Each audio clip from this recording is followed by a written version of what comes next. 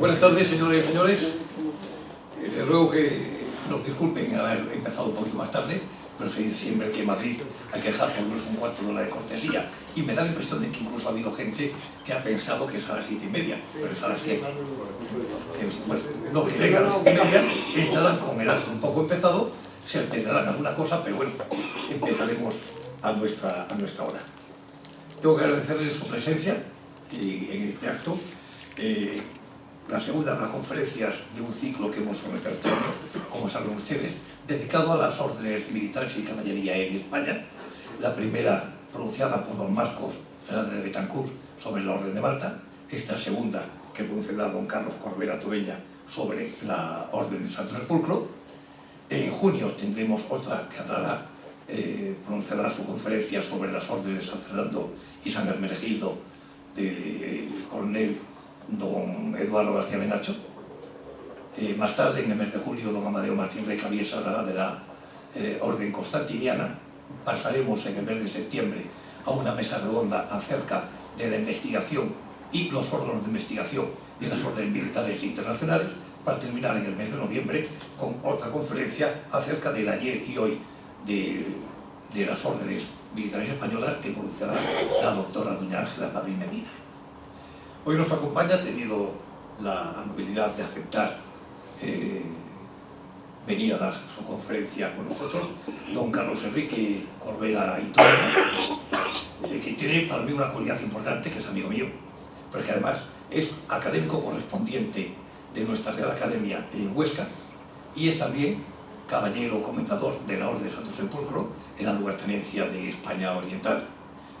El principal motivo por el que da la conferencia es fundamentalmente porque es académico de nuestra academia. El hecho de ser miembro de la Orden de Santo Sepulcro es un accidente, pero un accidente importante, puesto que le permite conocer más que mucha gente esta orden. Carlos Corbera Tobeña es licenciado en Derecho, y aparte de una serie de cursos importantes relacionados con su carrera profesional como secretario interventor, hoy prestando servicio en la Comunidad de Albarracín, ha hecho también un máster en Derecho Nobiliario y Premial, Genealogía Heráldica, en la Universidad Nacional a Distancia, y ha hecho el curso superior de Protocolo y Ceremonial por la Universidad de Zaragoza. Fue distinguido en 2012 con el premio Dragón de Aragón, tristemente desaparecido en el último año, con su trabajo Nobiliario de la Litera, las familias nobles de la comarca de la Litera, publicado en 2015 por la Institución Federal del Católico de Zaragoza. Es, como he dicho, académico correspondiente en Huesca por esta Real Academia, es también correspondiente de la Real Academia Noble y Bellas Artes de San Luis de Zaragoza, es socio académico de la Pontificia Real Academia Bibliográfica Mariana de Lérida, miembro del número de Centro de Estudios de la Orden de Santo Sepulcro, miembro del número de Centro de Estudios de la Litera y miembro del Consejo de Redacción de la revista Litera, miembro del número de la Societat Catalana de Genealogía Heráldica, Sigilografía, Vexilología y Nobiliaria, caballero comendador, como he dicho, de la Orden del Juez de Santo Sepulcro de Jerusalén, y subpresidente de la sección de Aragón, de la misma. Asimismo, caballero Iure Sanguinis de la Sagrada y Militar Orden Constantiniana de San Jorge, y caballero del Real Estamento Militar del Principado de Gerona, Cofradía de San Jorge. Yo creo que todos estos datos le avalan perfectamente para la conferencia que nos tiene que dar ahora, y sin más, y con su permiso, le concedo la palabra en este momento. Muchas gracias. Excelentísimo señor director de la Real Academia, excelentísimos e ilustrísimos señores académicos, ilustrísima señora presidenta de la sección de honor de la sección de Madrid de la lugartenencia de España Occidental y representación oficial de la lugartenencia de España Oriental, que nos acompañan, miembros de la Soberana y Militar Orden de San Juan de Jerusalén, de Roda y de Malta, de las Reales Militares Órdenes de San Fernando y San Hermenegildo y de la Sacra y Militar Orden Constantiniana de San Jorge, así como caballeros de las órdenes militares que también nos acompañan. Autoridades, señoras y señores. No quiero comenzar esta conferencia sin agradecer al director de la Real Academia Matritense de Heráldica y Genealogía, don Ernesto Fernández Siesta, con cuya amistad también me honro en compartir, sus amables palabras de presentación y sobre todo que contara con mi persona para este ciclo y concretamente para la conferencia sobre la Orden de Caballería del Santo Sepulcro de Jerusalén, Historia, Estructura, Realidad y Actividades en España. También permítanme agradecer especialmente a los caballeros y damas de la Orden del Santo Sepulcro que asisten esta tarde aquí a la conferencia y a los que también me consta no lo han podido hacer por las dificultades de los desplazamientos. Su compañía me gratifica y me hace recordar el compromiso adquirido hace ya años con la Orden. También a los representantes que han venido de la provincia de Huesca, a los cuales agradezco emotivamente su asistencia y a todas las personas vinculadas a ella, por mi condición, en primer lugar, de académico correspondiente de la Real Academia en esa provincia, que es la mía. Sin más dilación, entro a hablar sobre la Orden del Santo Sepulcro. El Santo Sepulcro de Jerusalén ha sido, a lo largo de la historia, un indudable polo de atracción para numerosas personas que, impulsados por el ideal caballeresco y por el servicio divino, querían dedicar la vida y trabajo a la defensa de los santos lugares y de la cristiandad. Pocas órdenes poseen una historia tan dilatada en el tiempo como la del Santo Sepulcro, pues hay que remontarse al mismo momento de la resurrección de Cristo, fundamento de la fe de la Iglesia, para buscar la esencia de la orden. El hecho histórico aparece relatado de manera muy similar en los 4 evangelistas, siendo la narración de Juan quizás la más detallada, y que, de una forma más breve, no me resisto a leer esta tarde aquí. Dice en los Evangelios: llegada ya la tarde, vino José de Arimatea y se atrevió a presentarse ante Pilato para pedirle el cuerpo de Jesús. Pilato se asombró de que ya hubiera muerto y, haciendo llamar al centurión, le preguntó si de verdad había muerto. Informado el centurión, dio el cadáver a José, el cual compró una sábana, lo bajó, ayudado por Nicodemo, un discípulo que seguía a Jesús en secreto, lo envolvió en la sábana y lo depositó en un sepulcro que estaba cavado en la roca, y volvieron la piedra sobre la entrada del sepulcro. Pasado el sábado, María Magdalena y María la de Santiago y Salomé compraron aromas para ir a ungirle. Muy de madrugada, el primer día después del sábado, en cuando salió el sol, vinieron al sepulcro. Se decían entre sí: ¿quién nos removerá la piedra de la entrada del sepulcro? Y mirando, vieron que la piedra, que era muy grande, estaba corrida. Entraron en el sepulcro, vieron un joven sentado a la derecha, vestido con una túnica blanca, y quedaron sobrecogidas de espanto. Él les dijo: no os asustéis, buscáis a Jesús el Nazareno, el crucificado. Ha resucitado, no está aquí, mirad el sitio en que lo pusieron. Es aquí, a mi juicio personal, si me lo permiten, en Nicodemo y José de Arimatea, la Magdalena, María la de Santiago y Salomé, donde encontramos a los que bien podemos denominar los primeros caballeros y damas del Santo Sepulcro. La Orden, en sus más de 900 años de historia, ha pasado por numerosas vicisitudes hasta configurarse en lo que es hoy. Para una mejor explicación esta tarde aquí de su historia, van a permitirme que la dividamos en 4 grandes etapas. Un primer periodo inicial de culto al Santo Sepulcro por las primeras comunidades cristianas que se inicia en el mismo instante de la resurrección. Un segundo periodo que irá desde la fundación hasta la pérdida del Reino Latino de Jerusalén. Un tercer periodo desde el exilio de la Orden de Tierra Santa hasta su regreso a la misma por el Concordato de 1844, y un periodo final desde su reorganización en 1847 hasta la actualidad. Los primeros cristianos dedicaron ya una gran atención a los lugares donde había tenido lugar la muerte y resurrección de Cristo, y distintas tradiciones de la Iglesia de Jerusalén hablan de un culto muy temprano en estos lugares, recogidas en textos apócrifos, 2 en concreto. Una, del Tratado de Juan el Teólogo sobre la dormición de María del siglo IV, afirma que la Virgen María visitaba con frecuencia la tumba vacía de su hijo, y otra, recogida en la Epístola Apostolorum o Testamento del Señor, y hacia el año 150, que menciona una vigilia de oración en tiempos apostólicos que había durado hasta el amanecer y en que se conmemoraba la pasión de nuestro Señor Jesucristo. En este punto podríamos situar el origen legendario de la fundación de la Orden del Santo Sepulcro por Santiago el Menor, obispo de Jerusalén, que citan algunos autores. La revolución judía de los años 66 a 70 contra los romanos culminó con la destrucción de Jerusalén por Tito. Si bien las tumbas sobrevivieron a la destrucción, como se conoce, por las del rey David, Santiago el Menor y el profeta Jeremías, por lo que es factible que la de Cristo no fuese tocada. Durante los años 132 al 135, los judíos se levantaron en armas contra Roma por segunda vez, siendo tomada Jerusalén en el año 134 por el emperador Aelius Adriano, quien arrasó la ciudad de Jerusalén y sobre sus ruinas la levantó de nuevo, dándole su propio nombre, Colonia Aelia Capitolina. Los judíos fueron expulsados de la ciudad y con ellos los cristianos de origen judío. La nueva ordenación urbana siguió el prototipo típicamente romano en que las calles se articulan en torno a dos ejes centrales perpendiculares, el cardo y el decumano. El cardo estaba bordeado de columnas y en su costado occidental se encontraban los lugares de la pasión y de la resurrección de Cristo. Todo el conjunto fue nivelado, el sepulcro relleno y sobre el nivel edificado el Capitolio. Sobre el sepulcro de Jesús se colocó el templo dedicado al dios Júpiter, sacralizando así un lugar ya sagrado. El emperador Constantino, convertido al cristianismo a instancias de su madre Santa Elena,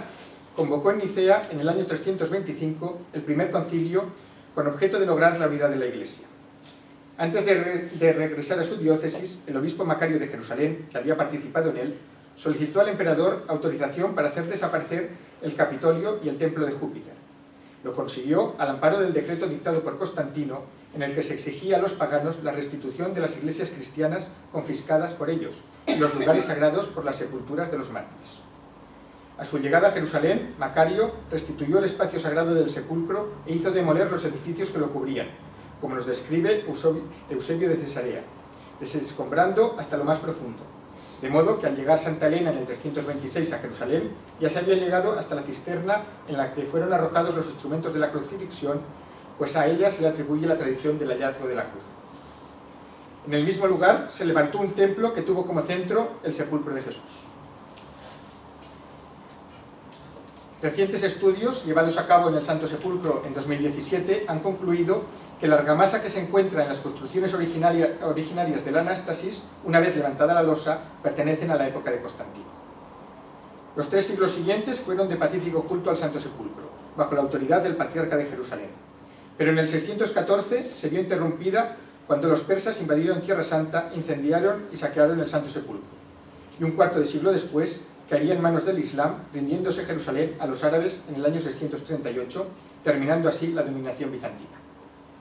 Los cristianos siguieron custodiando los santos lugares y se mantuvo la jerarquía eclesiástica hasta que la difícil convivencia entre religiones y las tensiones entre las autoridades musulmanas y las comunidades cristianas en Jerusalén llegaron a un enfrentamiento insostenible. Y en el año 1009, el califa fatimí al-Hakim ordenó la destrucción total de los edificios del Santo Sepulcro. Esta vez sí que se trató de una destrucción sistemática con el ánimo expreso de hacer desaparecer totalmente el edificio. En lo que concierne a la tumba de Cristo, se picó la roca y solo se detuvieron cuando el escombro cubrió lo que quedaba. Después de esa tremenda actuación, no quedó nada en pie de las construcciones de Constantino el Grande. La comunidad cristiana de Jerusalén, muy diezmada en número y pobre, se limitó solo a limpiar los escombros del sepulcro en un primer momento, hasta que la corte imperial de Bizancio, en 1042, bajo el reinado de Constantino IX, envió fondos para reconstruir el edificio, que se levantó nuevamente, si bien de forma más reducida. La Anástasis había permanecido en pie solo hasta la cuarta hilada, por encima del suelo, sobre lo que se levantó la nueva edificación. Nuevamente, este periodo de regeneración se vería interrumpido por las invasiones de los turcos seleicitas en el año 1071, que ocuparon Palestina y comenzaron a oprimir a los cristianos, prohibiendo el culto e impedir las peregrinaciones que secularmente habían tenido lugar. Esta nueva circunstancia provocará que desde Occidente se organice la recuperación de los santos lugares. El llamamiento pontificio, realizado por el Papa Urbano II, el 18 de noviembre de 1095, en la sesión de clausura del concilio de Clermont-Ferrand, inició al grito de Deus lo vol lo que oficialmente se conoce como la Primera Cruzada, dirigida a rescatar el Santo Sepulcro del poder del Islam, al cual le había arrebatado a los cristianos de Bizancio. Ahora bien, me van a permitir que haga una cruz. La Primera Cruzada, o lo que se conoce con anterioridad a la Primera Cruzada, tuvo lugar en España, en Barbastro, 30 años antes de que Urbano II incitase a la cristiandad, a la que se conoce oficialmente como Primera Cruzada. La expedición guerrera que conquistó Barbastro en 1064 reviste todas las características de una cruzada, pues el Papa Alejandro II, por carta de 1063 al clero de Castelvolturno en Campania, concedió la remisión de los pecados a los que fueran a combatir a los sarracenos en España. Esta cruzada, aunque con resultados efímeros, fue precursora de las cruzadas de los santos lugares, y españoles son los orígenes, aunque lejanos, de las expediciones que al conquistar Tierra Santa dieron lugar a la creación de la Orden del Santo Sepulcro.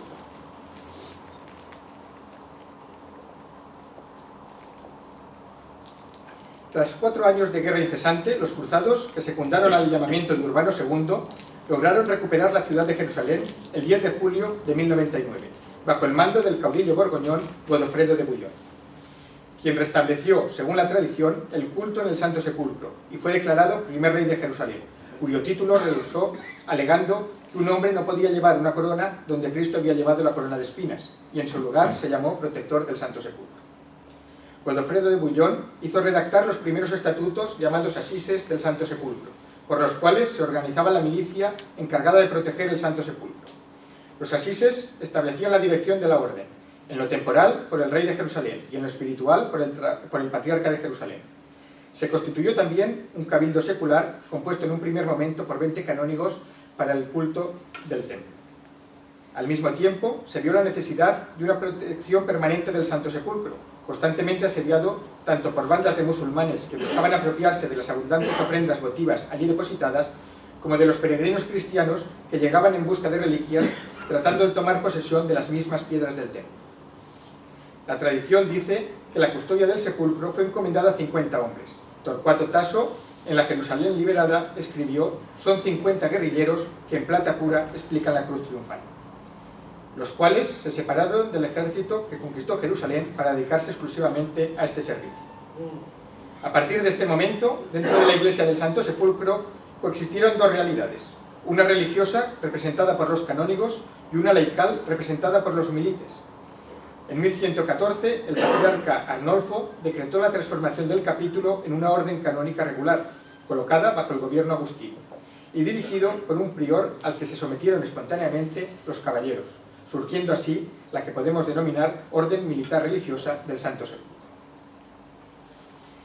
Durante este periodo de consolidación del capítulo canonical, se construyó también el claustro de los canónigos, encargados del culto del Santo Sepulcro, alrededor del cual se dispusieron las dependencias monásticas, refectorio, cocina, sala capitular, exactamente igual que en cualquier monasterio europeo.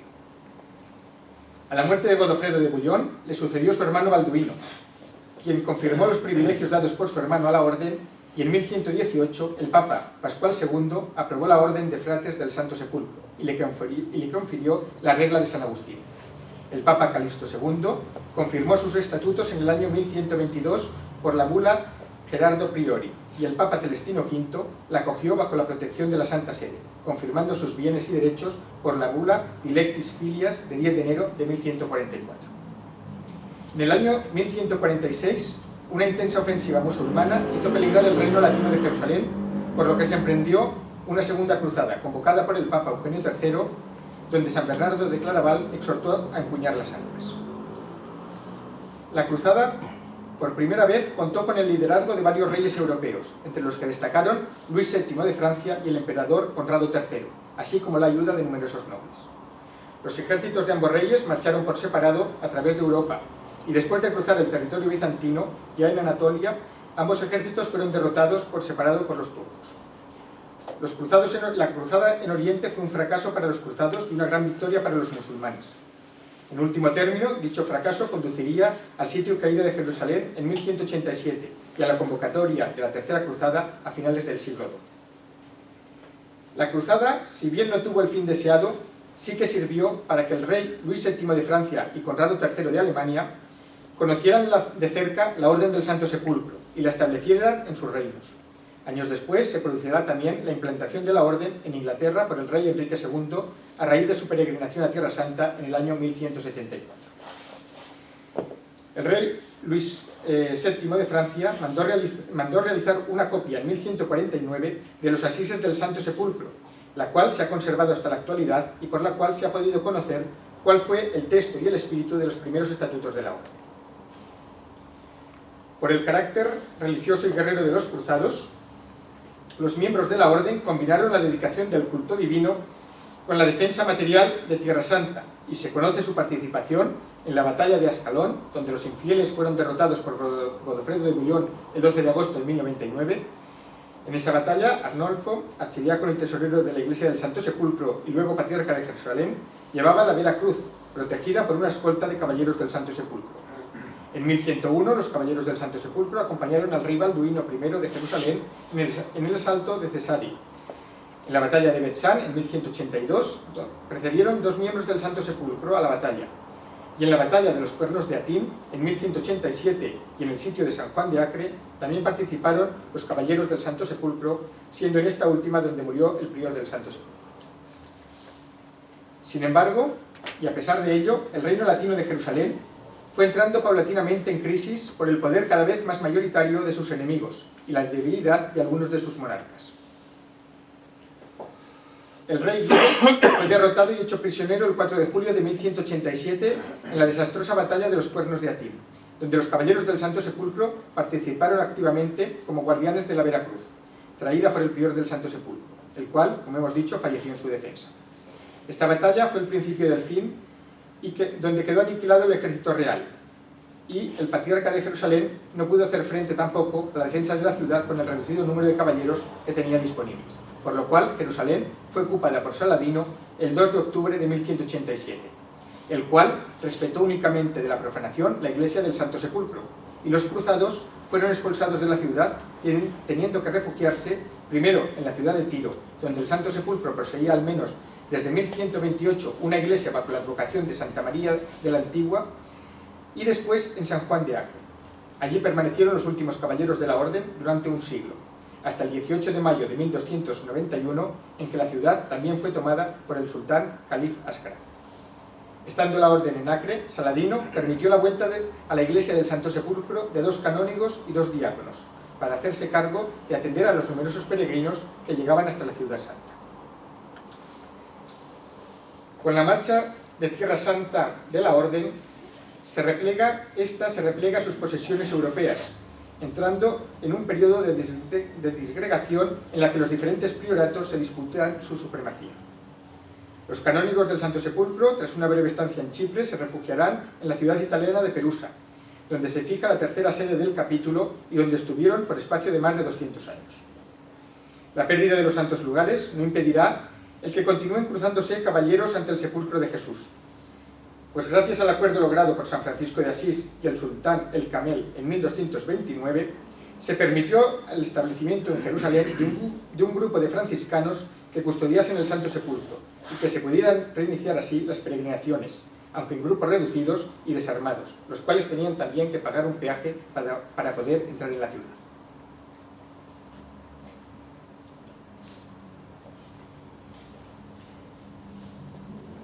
Los franciscanos fueron encargados por el Papa Clemente VI, mediante la bula Gratiagimus, para asumir la función del patriarca latino, y entre ella también la de investir y cruzar caballeros ante el Santo Sepulcro del Señor, cuyos cruzamientos se realizarán por los franciscanos hasta el año 1847.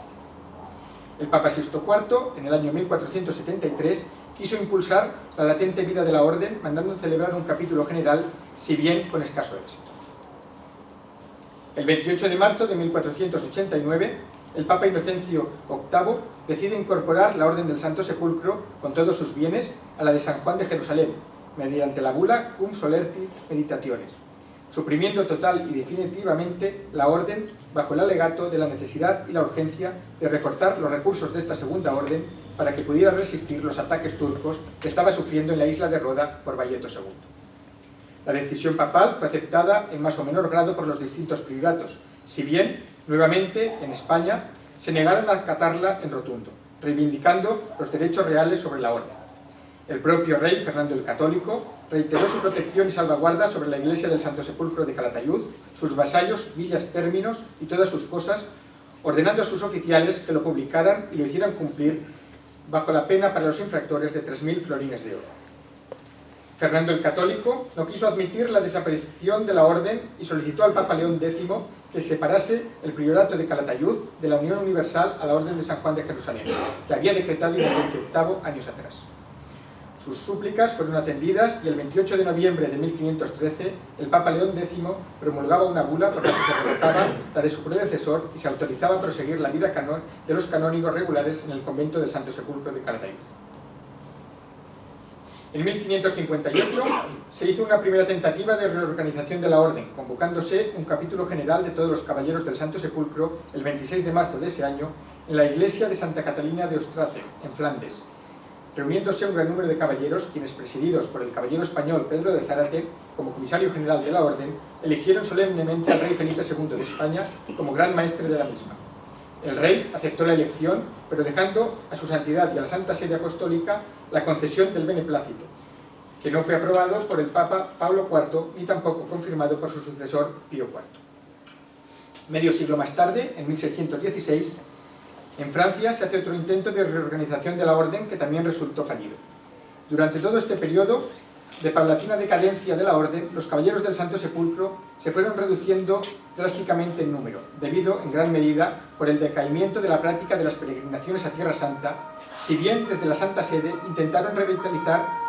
esta práctica mediante la bula In Supremo Militantes Ecclesia del Papa Benedicto XIV en 1746, en la que se renovaba el derecho del guardián custodio de Tierra Santa de investir caballeros sobre el Santo Sepulcro de Jerusalén.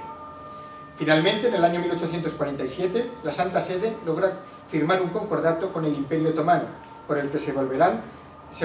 a autorizar las peregrinaciones a Tierra Santa y se permitirá establecer el Patriarcado Latino de Jerusalén con el objeto de afianzar la presencia católica, de lo que supondrá así el fin del exilio de la Orden y su vuelta a Jerusalén. El concordato de la Santa Sede con el Imperio Otomano abre un nuevo tiempo para la Orden. En primer lugar, hay que destacar cómo el Papa Pío IX expide el breve Nulla Celebrior el 23 de julio de 1847 y establece la silla patriarcal del rito latino con categoría de arzobispado y con la obligación de residencia en dicha ciudad de Jerusalén. Como patriarca latino de Jerusalén fue preconizado en 1847 Monseñor Giuseppe Valerga, concediéndosele además el gran maestrazgo de la Orden, quien hizo su entrada en Jerusalén al año siguiente, y ese mismo día previamente quiso ser ordenado el último caballero del Santo Sepulcro por el custodio franciscano de Tierra Santa, ya que a partir de este momento será el mismo patriarca latino quien cruzaría a los nuevos caballeros. La jurisdicción del patriarca latino se extendió a todos los católicos de rito residente en los territorios de Palestina, Transjordania y Chipre, que comprendía entonces una extensión de unos 56.000 kilómetros cuadrados y una población de unos 5.900 católicos de rito latino y unos 1.000 católicos de rito oriental, lo que suponía una cifra muy exigua para proporcionar los medios económicos necesarios para cubrir las necesidades de la nueva archidiócesis, máxime cuando la gran mayoría de estos vivían en la pobreza. Es por ello que se debía adaptar también la orden a los nuevos tiempos y asignarle ahora la misión de defensa de la permanencia de la presencia católica en Tierra Santa, ya no con las armas como antaño, sino mediante la prestación de los recursos necesarios para cubrir las múltiples necesidades del nuevo patriarcado. Hito destacable para la Orden es el hecho que su Santidad León XIII, por el breve de 3 de agosto de 1888, hiciera extensivo el derecho de pertenecer a la Orden a las damas, estableciendo para el ingreso de estas iguales condiciones que para los caballeros, y de cuyo hito se cumple este año 2018 el 130 aniversario. Su Santidad Pío XI unió a la Orden del Santo Sepulcro la obra de la preservación de la fe en Palestina, por carta apostólica de 6 de enero de 1928, y aprobó igualmente los nuevos estatutos de la Orden en 1932. Pío XII, que fue caballero eclesiástico de la Orden, nombró un cardenal como protector de la misma en 1940 y centralizó la organización en Roma dentro del marco del Gran Magisterio, otorgándole para sí la iglesia de San Onofre en la Ciudad Eterna. Su Santidad Juan XXIII aprobó en 1962 los nuevos estatutos presentados por el cardenal Tisserand, y con la renovación conciliar, Pablo VI publicó en 1977 los nuevos estatutos. San Juan Pablo II concedió asimismo a la Orden la personalidad jurídico-vaticana. Adentrándonos en la situación de la Orden en España, diremos que la Orden llega a nuestra nación por medio del rey Alfonso I el Batallador, rey de Aragón y de Pamplona, quien en su testamento, otorgado en octubre de 1131 durante el sitio de Bayona y luego ratificado el 4 de septiembre de 1134 en Sariñena, 3 días antes de su muerte en la batalla de Fraga, quien lleno de espíritu cruzado, lega su reino a la Orden del Santo Sepulcro junto a las de San Juan de Jerusalén y del Templo. La manda testamentaria dice textualmente: para después de mi muerte, nombro y dejo por mi sucesor y heredero al sepulcro del Señor que está en Jerusalén, y a los que están en su custodia y guardia, y asimismo le sirven a Dios. El difícil cumplimiento del testamento del batallador por parte de las órdenes y la oposición de la nobleza que no aceptaba el testamento por miedo a perder sus privilegios hicieron que se eligiera nuevo rey de Aragón a su hermano Ramiro II el Monje, quien, preocupado por la cuestión sucesoria, se desposó en la catedral de Jaca con Inés de Poitiers, una noble viuda francesa, el 13 de noviembre de 1131. De este matrimonio nació la heredera Petronila el 11 de agosto de 1136. Ramiro intentó casar a su hija Petronila con Alfonso VII de León o con su hijo Sancho el Deseado, a fin de unir las coronas de León y de Aragón, no llegándose a un acuerdo. Finalmente, Ramiro desposó a su hija Petronila con 1 año de edad con Ramón Berenguer IV, conde de Barcelona, retirándose el monarca al monasterio de San Pedro el Viejo de Huesca, donde falleció en 1157. Los esponsales entre Petronila y Ramón Berenguer se firmaron en Barbastro el 11 de agosto de 1137. Ramón Berenguer IV, como príncipe ya de Aragón, logra resolver la cuestión de la reclamación de las órdenes militares y obtendrá la renuncia de estas a sus derechos a cambio de distintos territorios en Barbastro, Huesca, Zaragoza, Daroca, Calatayud, Jaca, y dice el documento de renuncia en otras villas que se fueran ganando a los moros. Para la firma de la Concordia fue enviado a España por el patriarca de Jerusalén, Guillermo I, en 1141, el canónigo Fray Giraldo, quien traía consigo el instrumento de cesión que había sido autorizado previamente por el Papa Adriano IV. Pocos años después de la cesión de los derechos sucesorios, Ramón Berenguer hacía donación a la orden, en 4 de enero de 1146, de un solar en Calatayud para levantar un convento de la orden canonical, consagrándose su templo en 1249 ante la presencia del rey Jaime I. La colegiata de Calatayud estuvo exenta de jurisdicción episcopal, dependiendo directamente de la Santa Sede y del Patriarca de Jerusalén, siendo protegida por numerosos privilegios reales. Este amparo de la monarquía será vital para su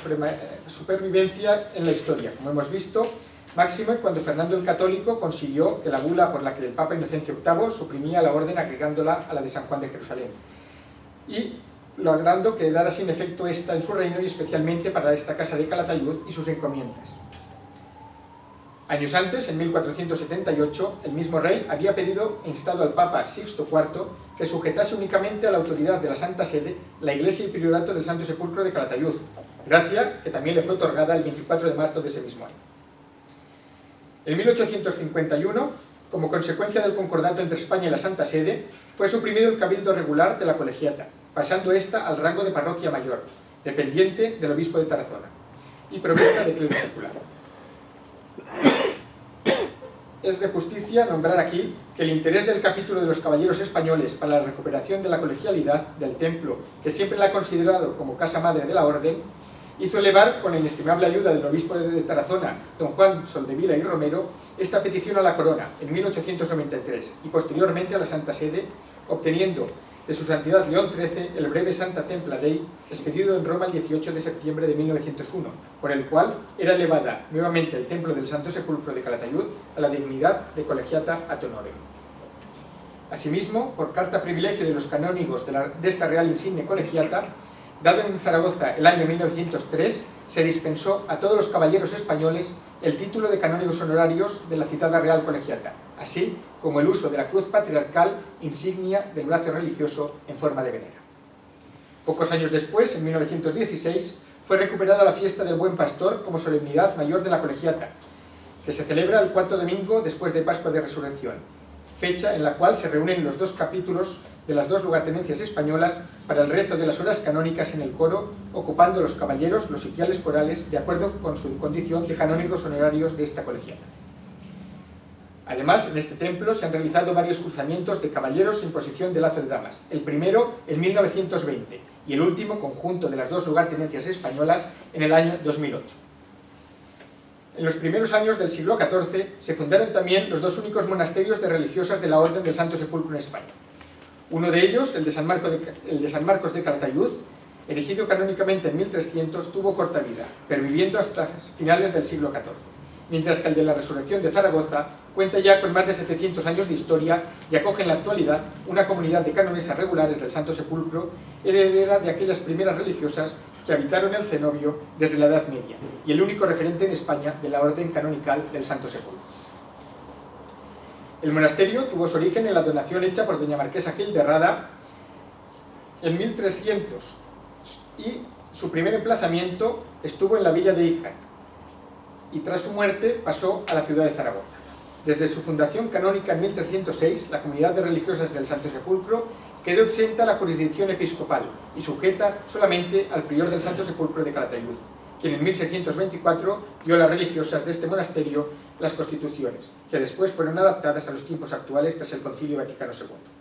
El monasterio fue declarado Monumento Nacional por Real Orden de 10 de agosto de 1893. El 24 de marzo de 1975 fue creada también la Asociación de Canonesas Regulares del Santo Sepulcro, integradas en un primer momento por los capítulos de Zaragoza, Bélgica, Inglaterra y los Países Bajos. En el Reino de Castilla, la reina doña Urraca, esposa de Alfonso I de Aragón, tuvo siempre una especial devoción por el Santo Sepulcro, fundando en el año 1122, en la ciudad de León, un templo dedicado a él, que 2 años más tarde donó a la Orden del Santo Sepulcro, siendo este el primer establecimiento sepulcrista en el Reino de León. Su hijo y sucesor, Alfonso VII de Castilla, introdujo también la orden en su reino, dándoles heredamientos y casas en Logroño, Salamanca, Segovia, Toro y Zamora, y constituyéndose así el priorato de Castilla con sede en Zamora. Aquí hay unas imágenes antiguas y actuales de la comunidad de religiosos del Santo Sepulcro de Zaragoza. La Iglesia del Santo Sepulcro, volviendo al Reino de León, la Iglesia del Santo Sepulcro de Segovia fue constituida a primeros del siglo XIII y su fábrica sigue el modelo exacto de la Basílica del Santo Sepulcro de Jerusalén, según se hallaba en la época de las Cruzadas. Fue dedicada con el título del Santo Sepulcro en 1208, si bien es más conocida con el nombre de la Veracruz. En el Obispado de Zamora, la Iglesia del Santo Sepulcro de la ciudad de Toro, la cual, junto con su prior, fueron declarados exentos del ordinario del lugar y sujetos inmediatamente al Patriarca de Jerusalén por la bula del Papa Urbano IV, dada en la ciudad de Civitavecchia el 6 de junio de 1262. La Iglesia del Santo Sepulcro de la ciudad de Zamora fue edificada en el siglo XII, formando parte en un principio de un conjunto monacal perteneciente a la Orden del Santo Sepulcro, y al decretarse la extinción de esta orden en 1489, pasó a manos de la Orden del Hospital, en cuyo poder estuvo hasta 1894. Otras iglesias pertenecientes a la Orden del Santo Sepulcro en España fueron en el Obispado de Nájera, la Iglesia de Santa María de Logroño y el Hospital de Villarrubia; en el Obispado de Burgos, la Iglesia de San Clemente de Cobas, San Miguel de Quintana, la de San Andrés y Santa María de Castro Jeriz y la de San Andrés de la Villa de Cruz. También en el Obispado de Ávila, la de Santa María Nueva en la ciudad y San Pedro en Arévalo. En Cataluña, la presencia de la Orden del Santo Sepulcro se vincula al obispo San Olegario de Barcelona, quien peregrinó a Tierra Santa entre 1125 y 1128, y a su regreso dotó un altar del Santo Sepulcro en su catedral. Hacia el año 1145 llegó a Barcelona el canónigo del Santo Sepulcro, Pedro Bernat, quien recibirá una casa cerca de la catedral y un campo sobre el que se levantará el futuro priorato de Santa Ana, cabeza de la Orden de Cataluña y sede actual del capítulo noble de Cataluña, Aragón y Baleares. Como hemos visto también, desde antaño los reyes españoles habían protegido los santos lugares y distinguido con su aprecio la Orden del Santo Sepulcro. Pedro IV de Aragón adquirió en el siglo XIV la cueva donde oró Jesús la noche de la Pasión y el santuario del Santo Sepulcro de la Virgen, que reconstruyó a sus expensas. Enrique IV de Castilla rescató en 1470 el santuario del Cenáculo y acudió con grandes donativos en ayuda de los santos lugares. La anexión de Nápoles al Reino de Aragón haría que finalmente el patronato de los santos lugares acabase recayendo en los reyes católicos, que lo vincularon a la corona de España, dotándola especialmente al aumentarla su ayuda en 1000 escudos de oro al año. Ya en el siglo XVI, Carlos V y Felipe II reconstruyeron la bóveda del Templo del Santo Sepulcro de Jerusalén e incrementaron también las rentas de la obra pía de Tierra Santa. Más recientemente, Su Majestad Alfonso XIII fue nombrado protector de la Orden y en 1989 Sus Majestades los Reyes Don Juan Carlos y Doña Sofía y Su Alteza Real Don Juan de Borbón, Conde de Barcelona, recibieron el Gran Collar de la Orden y la Gran Cruz, el entonces Príncipe de Asturias, Don Felipe de Borbón, hoy felizmente reinante. La corona española, como vemos, siempre se ha sentido muy vinculada al Santo Sepulcro y a la Orden, como sucesores de los antiguos reyes de Jerusalén, e incluyeron las armas del reino de Jerusalén, una cruz patada de oro sobre fondo de plata en las llamadas armas grandes de España. Así llegamos ya a la segunda mitad del siglo XIX, en que, teniendo noticias los caballeros españoles de la restauración del Patriarcado Latino de Jerusalén, se unieron para reorganizar la orden en España, convocando una Junta General en mayo de 1874 que nombró una junta encargada de redactar un reglamento interior que fue aprobado por el gran maestre Monseñor Luis de Piari por letras patentes de 6 de abril de 1892, y en las cuales se reconocía la existencia de un capítulo general para toda España y se permitía la creación de capítulos regionales en las distintas áreas geográficas. Para las celebraciones religiosas de la orden se buscó una iglesia capaz para albergar las ceremonias de cruzamiento, obteniendo, por real orden del ministro de Estado de 21 de febrero de 1889, autorización para celebrar las funciones de la orden en el templo de San Francisco el Grande, el templo más suntuoso y grande de Madrid, construido en el solar que ocupó desde el siglo XIII el primer convento fundado, según la tradición, por el propio San Francisco de Asís cuando pasó por Madrid en su peregrinación a Santiago de Compostela. El primer cruzamiento en este templo se celebró el 19 de enero de 1913, con la asistencia, entre otras personalidades, del nuncio de su santidad y bajo la presidencia del general Valeriano Weyler, presidente del capítulo de España. En 1892 se crea el capítulo de Aragón, Cataluña y Baleares, y en 1894 el capítulo de La Habana, al que seguirá en 1895, por la petición del caballero Manuel Bravo Barrera, presidente de la Junta General de Caballeros del Santo Sepulcro, una solicitud ante el Ministerio de Ultramar para crear un capítulo de la Orden en Madrid. Años más tarde, en 1906, los caballeros profesos residentes en el antiguo Reino de Valencia solicitarán también la creación de un nuevo capítulo regional, siendo aprobado su reglamento por el Patriarca Latino de Jerusalén el 18 de agosto de 1911. Este capítulo no sobrevivirá más allá de la Guerra Civil de 1936, en el cual todos sus miembros, menos 2 caballeros, fueron asesinados. En el mismo año de la creación del capítulo de Valencia, en 1906, Su Majestad el Rey Alfonso XIII se dignó aceptar el título de Gran Bailío Protector de la Orden en España, y el Patriarcado de Jerusalén aprobó la modificación de estatutos generales declarando nobles a los capítulos españoles. La Guerra Civil de 1936 supuso un parón en la vida de la Orden, y las ceremonias de cruzamiento de nuevos caballeros y damas no se restablecieron hasta 1944. Desde entonces hasta la actualidad han tenido lugar más de 200 ceremonias de cruzamiento entre las 2 lugartenencias españolas, en las que se han tomado posesión y han sido cruzados más de 1.500 caballeros y damas. En 1991 fueron convocadas unas jornadas de estudio sobre la Orden del Santo Sepulcro por la comunidad del Monasterio de la Resurrección de Canonisas Regulares del Santo Sepulcro de Zaragoza, que dio como resultado la constitución del Centro de Estudios de la Orden del Santo Sepulcro en 1993, que tiene como objetivo fundamental el estudio de la historia, las tradiciones y la espiritualidad de la Orden. Su presidencia ha sido asumida de manera rotatoria por cada una de las 2 lugartenencias españolas. Si bien no me adentraré más en este tema, ya que dentro de este ciclo de conferencias sobre la realidad actual de las órdenes militares y de caballería de España está programada una mesa redonda relativa a la investigación y a los órganos de investigación en los diferentes órdenes internacionales. Pasaremos a analizar brevemente la actividad de la Orden hoy. La Orden actualmente se configura como una persona jurídica de derecho canónico, según las cartas apostólicas de su Santidad Pío XII de 14 de septiembre de 1949 y de su Santidad Juan XXIII de 8 de diciembre de 1962. Asimismo, se le concedió la personalidad jurídica vaticana según el rescriptio de San Juan Pablo II de 1 de febrero de 1996. Los actuales estatutos de la Orden del Santo Sepulcro establecen 3 objetivos fundamentales para la Orden. En primer lugar, robustecer en sus miembros la práctica de la vida cristiana con absoluta fidelidad al Sumo Pontífice y según las enseñanzas de la Iglesia, observando como base los principios de la caridad, de los que la Orden es un medio fundamental para el auxilio a Tierra Santa.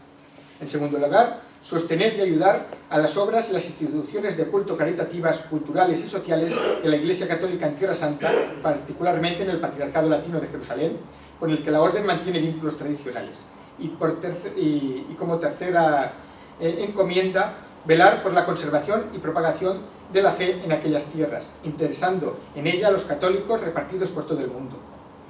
Para la ejecución de estos fines, la Orden está constituida por los caballeros y damas escogidos entre personas de fe católica de ejemplar conducta moral, especialmente beneméritas para con las obras católicas de Tierra Santa y para con la Orden, los cuales se dividen en tres clases: caballeros y damas de collar, caballeros que a su vez podemos dividir en caballero gran cruz,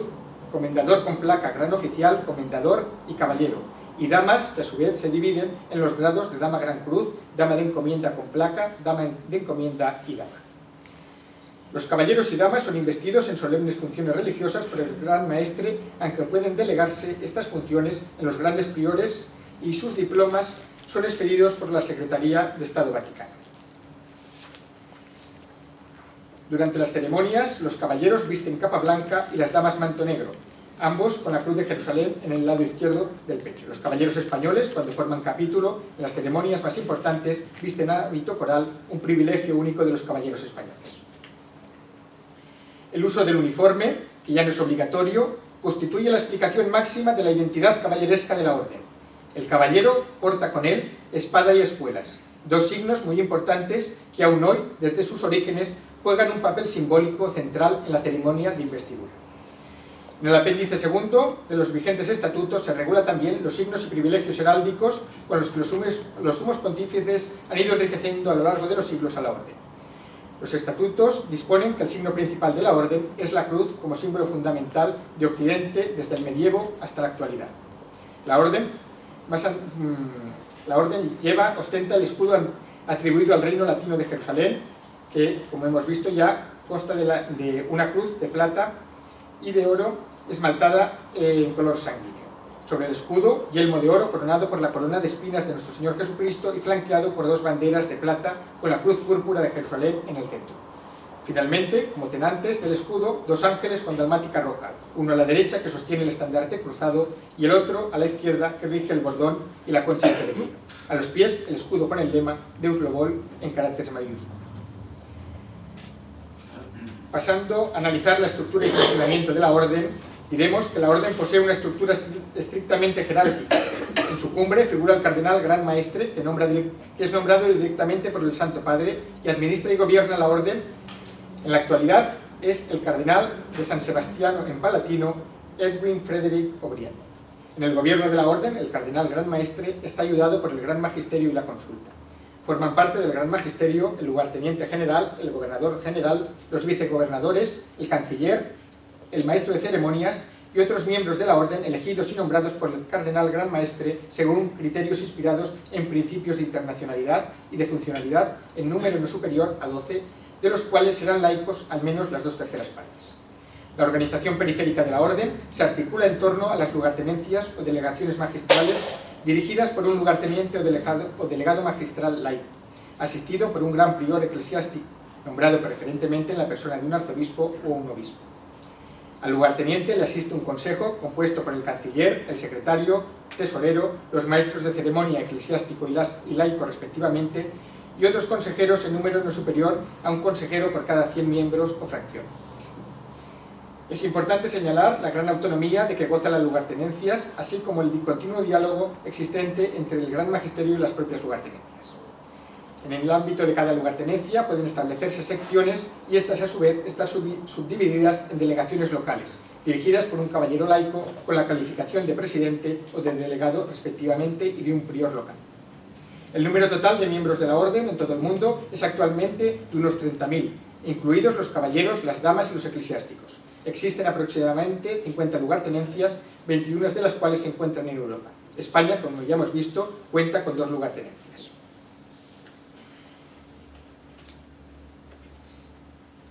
Finalmente, para terminar,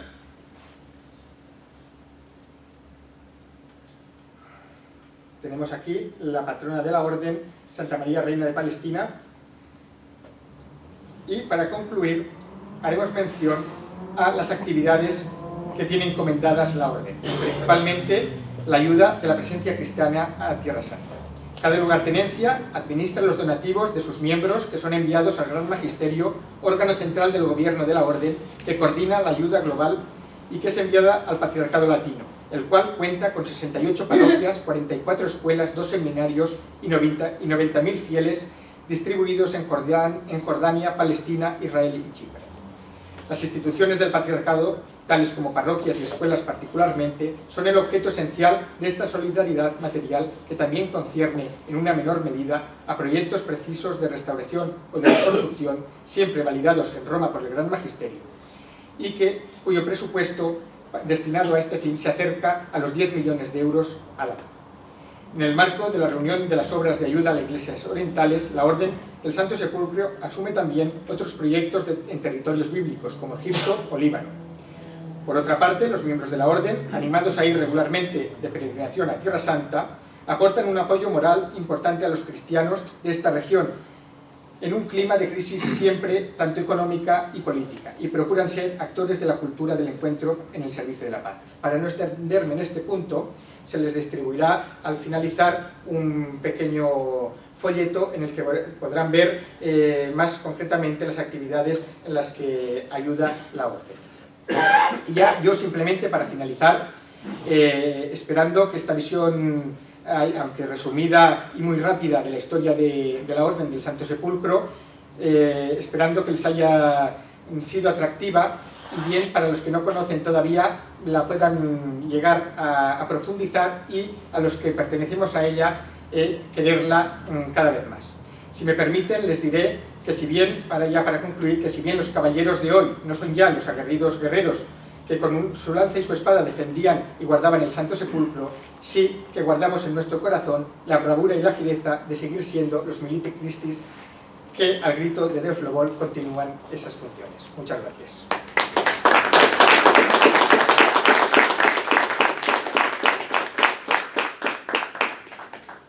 Muchísimas gracias, Carlos. Yo creo que es una exposición bastante clara, que ha dejado a todo el mundo efectivamente claro todo lo que ha sido y lo que queremos que siga siendo nuestra Orden de Santo Sepulcro de Jerusalén. Si quieren, ahora mismo se puede abrir un turno de palabra y quien quiera puede preguntar lo que era más conveniente. ¿Desde cuándo? Porque yo sé que ya no se exigen pruebas nobiliarias para ingresar. ¿Desde cuándo es esto? Pues creo que desde la modificación de los estatutos de 1977, que fueron adaptados después del Concilio Vaticano II, en la que se excluyó la prueba de nobleza en los términos clásicos que se conoce. Si bien yo siempre digo que la principal prueba de nobleza es la nobleza del corazón. Entonces, sí que hay que tener en cuenta también, sin extender ya en este tema, que sería para otra conferencia, el Fons Honorum del Papa. Se considera que el cruzamiento conviste de esa nobleza a los que entran sin esa prueba, quedando todos igualados en la misma calidad noble. Los capítulos españoles tienen esa definición de capítulos nobles que no tienen otras lugartenencias. O sea, que ahora prima más la vida, como si dijéramos, Sí, la vida laboral o lo importante sí, que puede ser la persona, sí, que sea noble o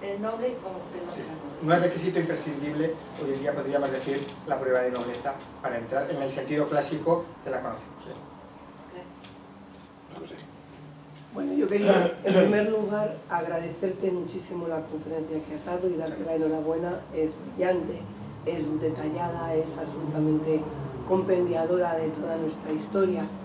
Pero, y por supuesto, y está muy bien toda la exposición. Yo, el problema que le veo a la Orden es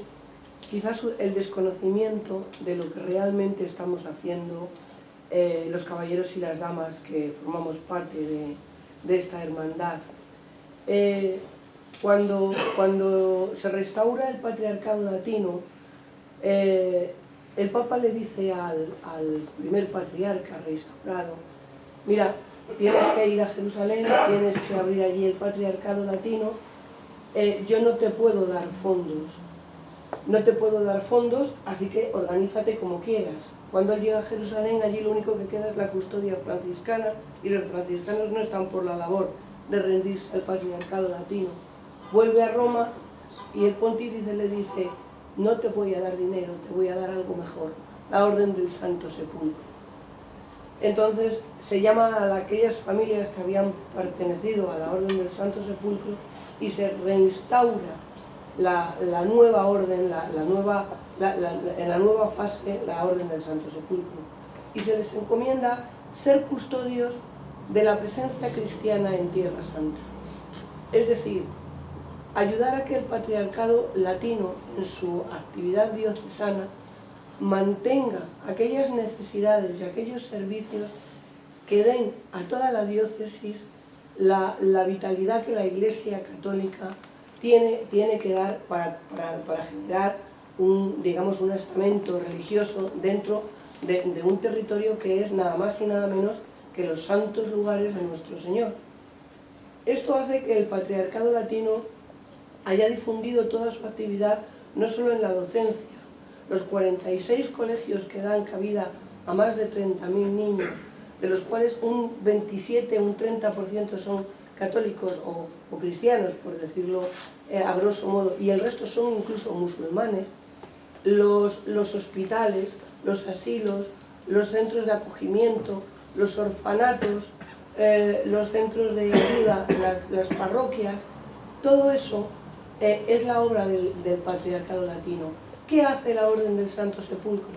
Le ayuda a financiar todos los costes de seminarios, de hospitales, de todos estos centros, para que toda la feligresía que constituyen los cristianos, no solo los católicos, sino los cristianos en Tierra Santa, tengan